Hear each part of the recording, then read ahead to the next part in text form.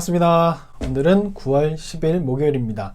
오늘 본문 말씀은 창세기 42장 18절부터 38절까지 말씀입니다. 사흘 만에 요셉이 그들에게 이르되 나는 하나님을 경외하노니 너희는 이같이 하여 생명을 보전하라. 너희가 확실한 자들이면 너희 형제 중 한 사람만 그 옥에 갇히게 하고 너희는 곡식을 가지고 가서 너희 집안의 굶주림을 구하고 너희 막내 아우를 내게로 데리고 오라. 그러면 너희 말이 진실함이 되고 너희가 죽지 아니하리라 하니 그들이 그대로 하니라. 그들이 서로 말하되 우리가 아우의 일로 말미암아 범죄하였도다. 그가 우리에게 애걸할 때에 그 마음의 괴로움을 보고도 듣지 아니하였으므로 이 괴로움이 우리에게 임하도다. 루벤이 그들에게 대답하여 이르되 내가 너희에게 그 아이에 대하여 죄를 짓지 말라고 하지 아니하였더냐. 그래도 너희가 듣지 아니하였느니라. 그러므로 그의 핏값을 치르게 되었도다 하니 그들 사이에 통역을 세웠으므로 그들은 요셉이 듣는 줄을 알지 못하였더라. 요셉이 그들을 떠나가서 울고 다시 돌아와서 그들과 말하다가 그들 중에서 시몬을 끌어내어 그들의 눈앞에서 결박하고 명하여 곡물을 그 그릇에 채우게 하고 각 사람의 돈은 그의 자루에 도로 넣게 하고 또 길 양식을 그들에게 주게 하니 그대로 행하였더라.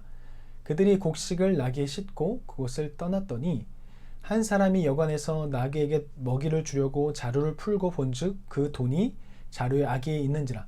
그가 그 형제에게 말하되 내 돈을 도로 넣었도다. 보라, 자루 속에 있도다. 이에 그들이 혼이 나서 떨며 서로 돌아보며 말하되 하나님이 어찌하여 이런 일을 우리에게 행하셨는가 하고 그들이 가나안 땅에 돌아와 그들의 아버지 야곱에게 이르러 그들이 당한 일을 자세히 알리어 아뢰되 그 땅의 주인인 그 사람이 엄하게 우리에게 말씀하고 우리를 그 땅에 대한 정탐꾼으로 여기기로 우리가 그에게 이르되 우리는 확실한 자들이요 정탐꾼이 아니니이다.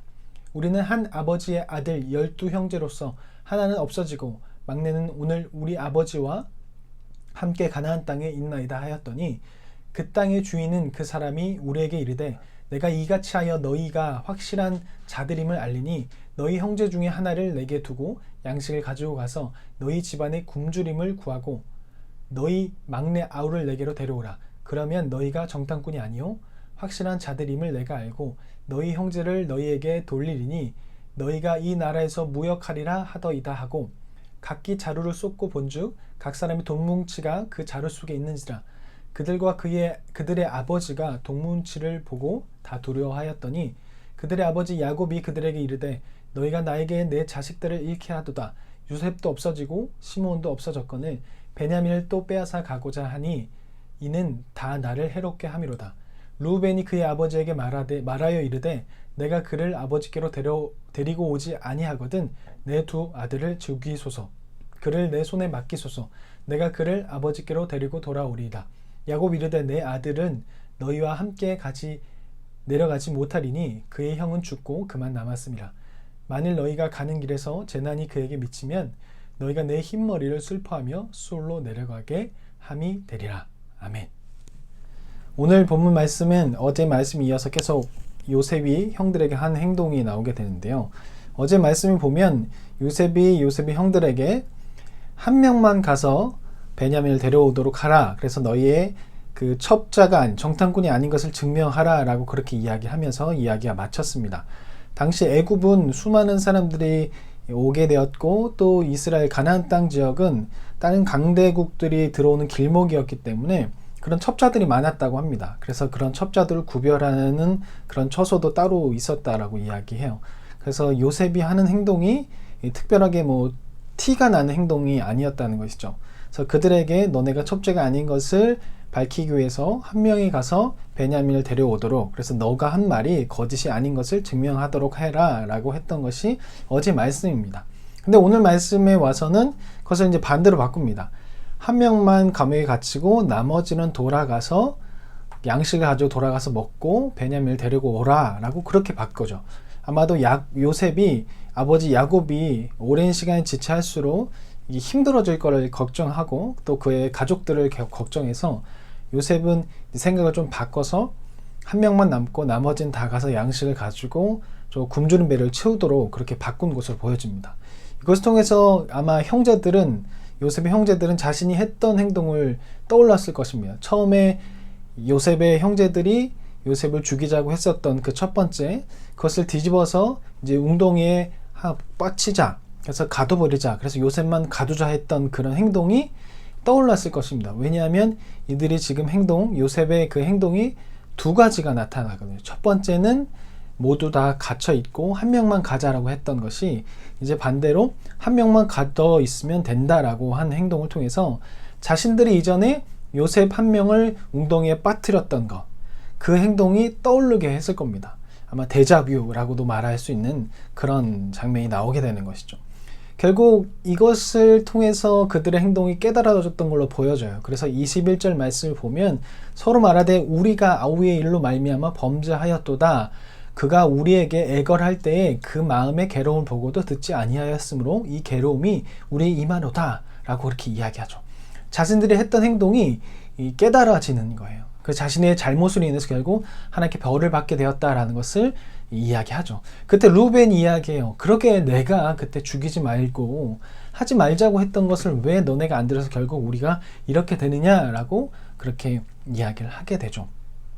아마 요셉은 그 이야기를 듣고 요셉의 형제들은 그 이야기를 듣지 못한다고 생각했어요. 왜냐하면 요셉이 통역관을 두고 했기 때문에 애굽 사람들이 자신들이 사용하는 그 말을 알아듣지 못할 거라고 생각했던 것이죠. 그런 가운데 요셉이 형제들에게 한 명만 남으라고 했을 때 시몬이 남겨지게 되고 나머지는 다 돌아가게 돼요.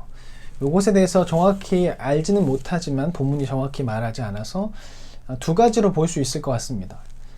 요셉이 시몬을 집어서 남긴 첫 번째 이유는 루벤의 이야기를 듣고 첫째 루벤 형은 그렇지 않았구나. 그러면 나를 이렇게 판 주동자는 둘째였던 시몬이었구나 해서 시몬을 가둔 것으로 볼 수도 있고, 또 다른 의견으로는 시몬은 레아의 둘째 아들입니다. 그리고 베냐민은 라헬의 둘째 아들입니다. 그래서 둘째 아들을 잡아놓고 둘째 아들을 데려오는 걸로, 둘째 아들을 담보로 놓고 둘째 아들을 데려놓게 하기 위해서 시몬을 집어넣어서 그를 가두어 놓은 것이 아닐까, 그렇게 볼 수 있습니다.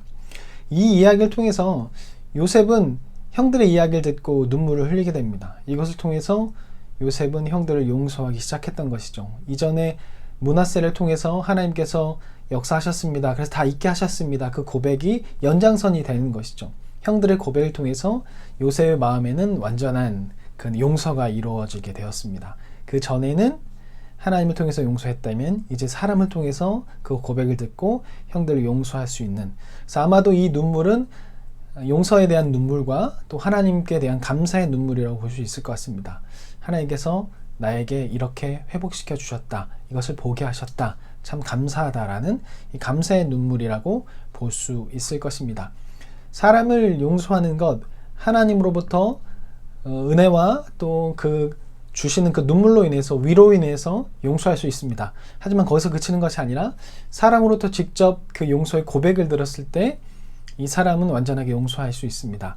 우리가 무언가 누군가에게 잘못했을 때 하나님께 회개하면서 자신의 그 죄를 고백하는 것이 분명히 필요합니다. 하지만 거기서 그쳐서는 안 될 것입니다. 누군가에게 잘못을 했다면 그 사람에게 찾아가서 자신의 죄를 고백하는 것, 거기까지 가야 할 것입니다. 우리가 미래왕이라는 영화를 통해서 보면 학원 선생이 원장이었던 사람이 그 전도연의 그 자녀를 죽이고 난 후에 감옥에서 스스로 하나님께 용서받았다라고 이야기하고 그것을 들은 전도연이 완전히 정신이 나가버리죠. 용서란 자신만 혼자 하는 것이 아니라 자신의 잘못을 직접 사람에게 가는 것까지 가야 합니다.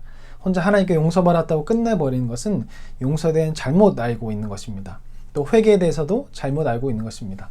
회개는 혼자서 하는 것이 아니라 내가 한 것을 하나님께 나아가고 그것을 사람에게 가서 또 하는 것, 그것까지 연장될 때 진정한 회개가 일어날 수 있습니다. 회개는 끊어버리는 것을 넘어서서 내가 다시는 그렇게 하지 않겠습니다 라는 바른 길로 가는 것, 그것까지가 바로 회개라고 할 수 있을 것입니다. 용서, 하나님께도 해야 하지만 사람에게도 해야 하는 것이 진정한 용서가 될 것입니다. 그리고 이제 형제들은 돌아오게 됩니다. 그리고 자신들의 그 주머니에서 돈이 들어있는 것을 발견하게 돼요. 이것으로 인해서 형제들이 두려워하게 되고, 그리고 그 이야기를 아버지도 듣고 두려워하게 됩니다. 아마도 형제들은 자신이 했던 일이 계속 떠올리는 거예요. 한 명이 지금 시몬이 감옥에 갇혀 있어요. 그런데 돈이 자신들에게 있어요. 그런데 이전에 자신들이 어떻게 한 것이 계속 데자부를 떠올리는 거예요. 자신들이 요셉을 팔고 돈을 받았던 것, 그것이 떠오르면서 이 형제들은 자꾸자꾸 두려움으로 찾아오게 되는 거고, 아버지 야곱은 형제들이 이런 이야기를 듣고 이전에 아들들이 요셉을 팔아 넘기고, 그러니까 요셉이 갔을 때 형들을 찾아갔을 때 죽음을 당했던 것처럼 이번에도 시몬이 팔리고 돈을 얻어온 것을 보고 이제 베냐민마저도 그렇게 할 수 있겠다. 이것들은 정말 완전히 그냥 돈에 미쳐있는 자들이구나. 그런 여러 가지 마음 때문에 아버지 야곱은 두려움에 빠지게 되었던 것이죠. 결국 야곱은 여러 형제들의 말을 들어도 베냐민을 보내려고 하지 않습니다. 시몬은 죽은 사람으로 여기고 자기는 베냐민을 보내지 않겠다라고 그렇게 굳게 다짐합니다. 결국 시몬은 그 사이에 고통 가운데 있습니다. 야곱은 끝까지 자신의 고집을 꺾지 않습니다. 자신의 편애로 시작된 것을 자신이 마무리하려고 하지 않고 계속 남 탓을 합니다. 계속 자식 탓을 하고 형제 탓을 합니다. 야곱은 이전에 디나 사건 때부터 계속 남 탓을 하고 자기만 생각합니다. 그것으로 인해서 수많은 사람들이 피해를 당함에도 불구하고 자신을 돌아보지 못한 야곱으로 인해서 결국 어려움을 당하게 되죠. 한 사람의 잘못된 그 영적인 기근이 그 사람에게 소속된 모든 수많은 사람들이 고통을 당하게 됩니다. 지금 시므온은 이런 기간 동안 내일 나눌 말씀에서 보면 양식을 계속 다 먹을 때까지 시므온은 계속 감옥에 갇혀 있습니다. 양식을 많이 주었기 때문에 꽤나 시간이 흘렀을 겁니다. 그 시간 동안 시므온은 계속 감옥에 갇혀 있죠. 내일도 나누게 될 텐데 결국 그것을 참지 못하고 유다가 이제 아버지께 이야기하는 장면이 나오는데, 야곱의 영적인 기근으로 말미암아 수많은 사람들이 어려움을 당합니다.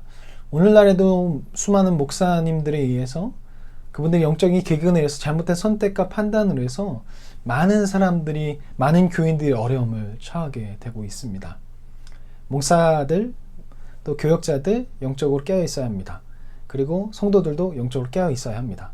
그래서 목사도 성도들에게 깨어 있어서 깨어 있는 말을 해야 되고, 성도들 깨어 있어서 깨어 있지 못한 목사들에게 찾아가서 이야기를 해야 할 것입니다.